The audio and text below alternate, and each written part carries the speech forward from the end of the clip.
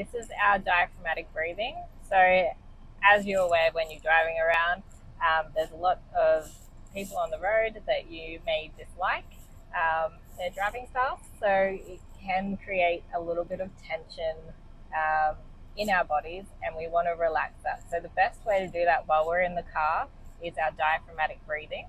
Our diaphragm is innervated by our vagus nerve, which affects our emotions.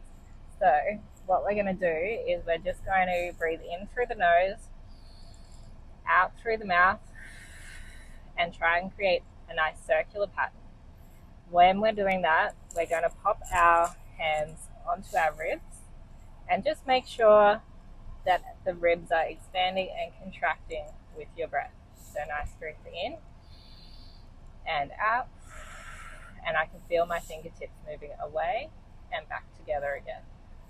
So just about a minute or two of that breathing, and we can change our emotional stress. And that's it.